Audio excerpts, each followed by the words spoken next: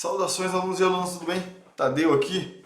Bom, pessoal, hoje a gente vai tratar de diversos temas de direito coletivo que são novidades no âmbito da reforma trabalhista e que não pude encaixar em outros temas maiores aí da reforma trabalhista, mas agora a gente vai reunir eles, né? As primeiras dicas ali foram relacionadas ao artigo 611-A, seus incisos, seus parágrafos, 611-B, e agora a gente vai tratar de mais alguns temas sobre direito coletivo. Beleza? Se você quer uma preparação mais específica para a primeira fase da OAB, acesse o nosso link na descrição do Hotmart para ter acesso a um curso de resolução de questão de trabalho para o seu trabalho para a primeira fase da OAB. Beleza? Também nossas aulas estão disponíveis no YouTube gratuitamente para que você conheça os principais artigos cobrados pela FGV na prova da OAB e assim fazer a sua preparação para atingir o máximo de pontos possíveis nessas duas disciplinas. E também, para quem não vai fazer o OAB, mas tem interesse nos temas de direito do trabalho, com certeza esses vídeos, essas aulas serão muito úteis para que você conheça um pouco mais da CLT e também da reforma trabalhista. Beleza, pessoal? Vamos então para os slides? Nós temos aí, ó, direito coletivo. Lembrando que direito coletivo são relações coletivas, regula as relações coletivas de trabalho, as negociações coletivas entre sindicatos e empresas, beleza? E hoje a gente já vai começar com um tema bem interessante, né? Esse espaço para a gente discutir esses temas específicos, ele é importante porque ele demanda um pouco mais de explicações, tá? Aqui a gente está com o artigo 620 para começar, em que o negociado prevalece sobre o legislado e a acordo coletivo de trabalho prevalece sobre a convenção coletiva de trabalho. Como assim, professor? Não vige no direito do trabalho? A gente viu lá na primeira dica o princípio da norma mais favorável? Sim, vige o princípio da norma mais favorável. Contudo, a reforma trabalhista ela mitigou esse princípio em alguns pontos. Por quê? Porque ao dizer que o negociado prevalece sobre o legislado, está implicitamente confirmando que, eventualmente, o que está negociado, mesmo que não se traduza em mais benefícios, pode ser a norma que vai vigorar no contrato de trabalho. Ou seja, o princípio da norma mais favorável, agora ele está mais restrito à legislação. Se você tem uma negociação coletiva, vai prevalecer a convenção coletiva no que for permitido essa prevalência. Beleza? Então já é uma mitigação. E ainda, você tem aqui no artigo 620 que as condições estabelecidas em acordo coletivo de trabalho sempre prevalecerão sobre as estipuladas em convenção coletiva de trabalho. Então, ó, a presente norma é uma exceção ao princípio da norma mais favorável, porque acaba privilegiando um acordo. Então, se você tem a convenção coletiva prevendo adicional de 70%, o acordo coletivo prevendo adicional de 50%, mesmo a convenção coletiva sendo norma mais favorável, vai prevalecer o acordo. Por quê? Primeiro, porque a reforma trabalhista disse.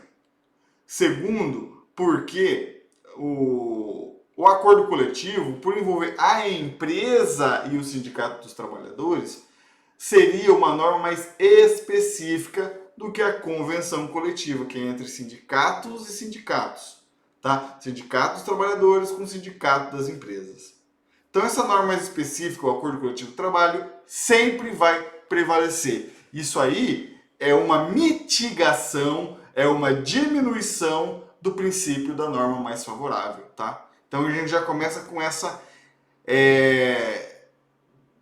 mudança forte aí da reforma trabalhista, tá? Ó, o acordo coletivo, mesmo menos favorável, que a convenção vai prevalecer. A norma favorável continua vigente, mas mitigada quando houver negociação coletiva e entre acordo e convenção prevalece o acordo mesmo sendo norma menos favorável. Então, atente-se a essa mudança aí, beleza? Aí o que acontece? Vai aparecer na prova do OAB, no acordo coletivo tem o adicional de 60, na convenção coletiva tem o adicional de 70. Qual que vai prevalecer? O de 60. Ah, mas fere o princípio da norma mais favorável? Fere, mas o que ele está pedindo é se você conhece o artigo 620 da CLT, que o acordo prevalece sobre a convenção. Então, acordo prevalece sobre a convenção. Decore isso, acordo prevalece sobre a convenção. E o negociado sobre o legislado. Beleza? Vamos agora. A gente vai tratar agora de cláusula de arbitragem e de alto funcionário. São duas novidades no âmbito da reforma trabalhista. E a cláusula de arbitragem, as duas têm uma semelhança que é o seguinte: tanto o autoempregado quanto aquele empregado que pode ter cláusula de arbitragem, né, eles recebem mais do que 2 vezes o teto do regime geral de previdência social. Essa é a semelhança, certo? Outra semelhança é que eles podem negociar se vai ter cláusula compromissória de arbitragem ou não. Aí, no autoempregado, que além de ganhar 2 vezes o teto do INSS ainda tem curso superior, ele pode negociar todas aquelas hipóteses do artigo 611-A no seu contrato individual. Então, isso é uma grande novidade. Beleza? Então, vamos lá. Olha só, artigo 507-A. Nos contratos individuais de trabalho, cuja remuneração seja superior a 2 vezes o limite máximo do regime geral de previdência social, né, que hoje está variando ali nos R$7.000, pode ser pactuado, ou seja, quem ganha mais de R$14.000 pode pactuar cláusula compromissória de arbitragem, desde que por iniciativa do empregado ou mediante concordância expressa. Então, o empregado propõe a cláusula de arbitragem ou aceita expressamente essa cláusula no seu contrato. Daí, se você tem uma cláusula de arbitragem, ao invés de você resolver as suas pendências na Justiça do Trabalho, você vai resolver perante os órgãos de arbitragem. Tá, pessoal? É uma mudança interessante. Agora veja o 444, em que temos o autoempregado. O autoempregado, ó, ele vai ganhar 2 vezes o limite do regime geral de previdência social e vai ter diploma de nível superior. Para ele, ó, é livre a estipulação a que se refere o caput, né, deste artigo, as hipóteses previstas no 611-A da CLT. Então, aquilo que a reforma trabalhista disse que pode ser negociado coletivamente para o autoempregado pode ser negociado no seu contrato individual. Ele vai debater todas aquelas cláusulas de jornada, de troca de feriado, certo? Do artigo 611-A. Então, vamos lá. Ó. Artigo 444. As relações contratuais de trabalho podem ser objeto de livre estipulação das partes interessadas em tudo quanto não contravenha à disposição de proteção ao trabalho, aos contratos coletivos e o que seja explicáveis. E aí a reforma trabalhista vem e acrescenta, ó, o autoempregado tem diploma superior e ganha 2 vezes o regime de previdência social, vai poder também livremente estipular, junto com o seu empregador, as cláusulas que estão ali previstas nos incisos do artigo 611-A. Tudo bem? Então esse autoempregado, ele ainda, além da cláusula de arbitragem, por ganhar mais que 2 vezes o regime de previdência, 2 vezes mais o teto do INSS, ele ainda vai poder negociar os incisos do artigo 611-A no seu contrato individual de trabalho. Beleza? Outra novidade trabalhista que envolve sindicato, tá? E que é um novo instrumento contratual, é o termo de quitação anual de obrigações trabalhistas. Esse termo de obrigação anual é o empregado e o empregador reconhecendo uma determinada verba trabalhista e, perante o sindicato, firmando um termo de quitação anual dessas obrigações que eventualmente passaram sem que o empregado recebesse, e o sindicato homologa, confirma ratifica esse termo e o empregador paga esse termo de quitação e não há mais o que reclamar sobre o que foi negociado, tá? Então, olha só, artigo 507b. É facultado a empregados e empregadores, na vigência ou não do contrato de emprego, ou seja, pós-contrato de trabalho, firmar o termo de quitação anual de obrigações trabalhistas perante o sindicato dos empregados da categoria.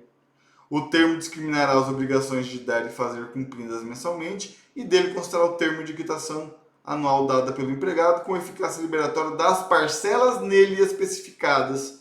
Então, não usufruí intervalo ou não recebi um determinado vale alimentação. Vai perante o sindicato, discrimina mês a mês, faz um termo anual, a empresa paga e não tem mais, o empregado não vai poder mais reclamar sobre essas verbas pagas nesse termo anual de quitação. É um termo interessante, não existia, e agora, anualmente, o empregador vai poder fechar a conta.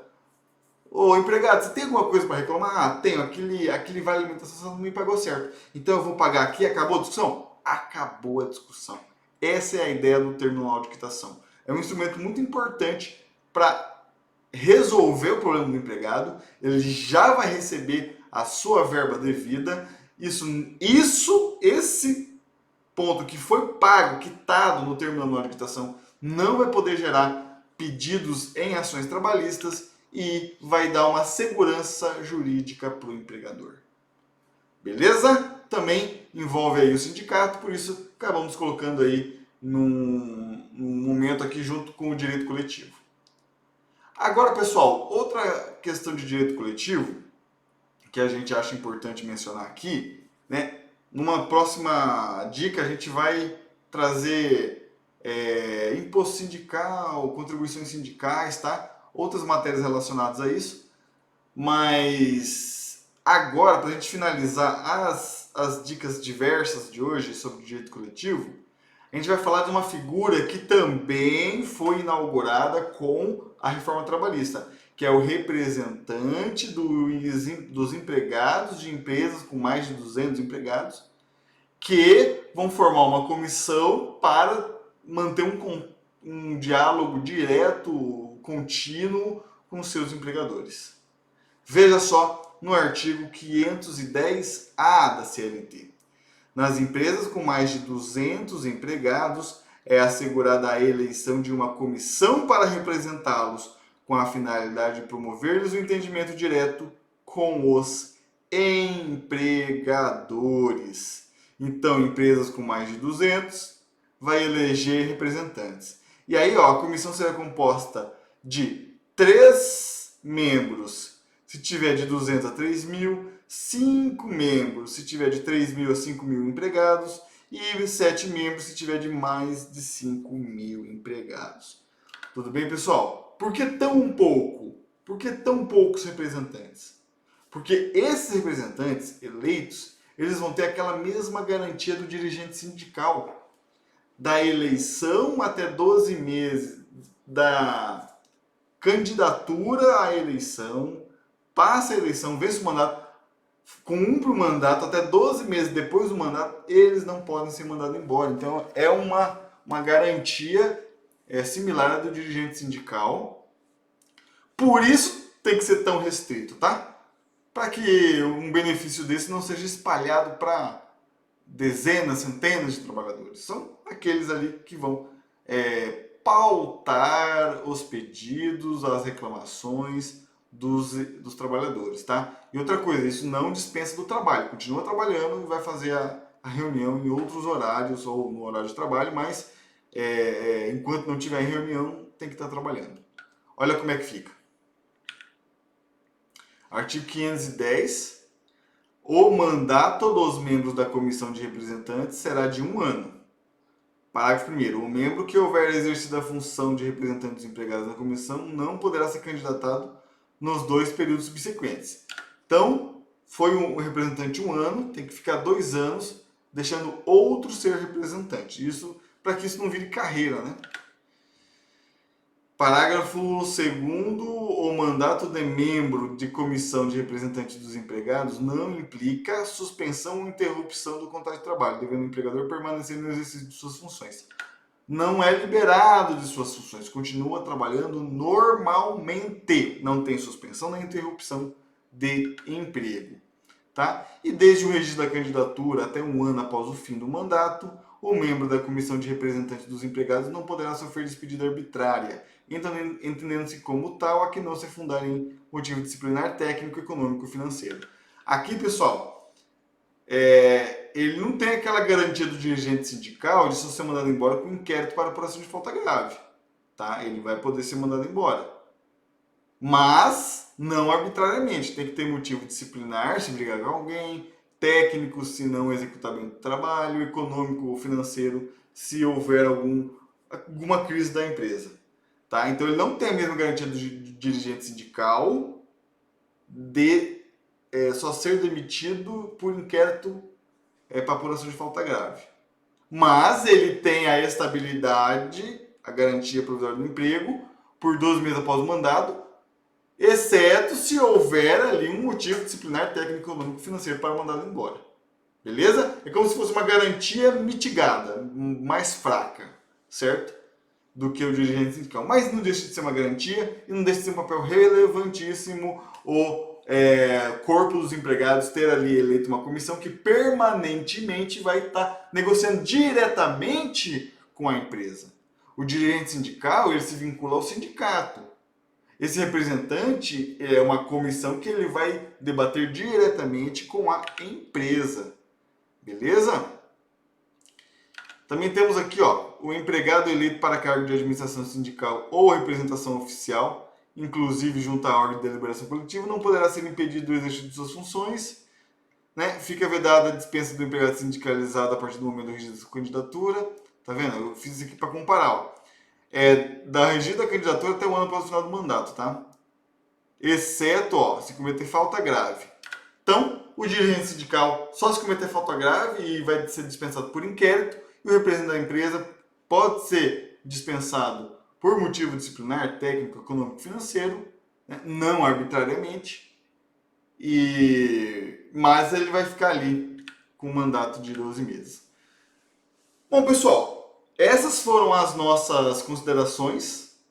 Aí a gente vai apresentar também mais dicas, especialmente sobre o imposto sindical, que foi uma mudança que impactou aí o direito coletivo fortemente, porque os sindicatos tinham ali uma arrecadação obrigatória, um imposto sindical, e com a reforma trabalhista isso foi retirado, um tema muito importante para nossa prova da OAB e também para que as empresas façam corretamente descontos que vão ali levar dinheiro para o sindicato, tá?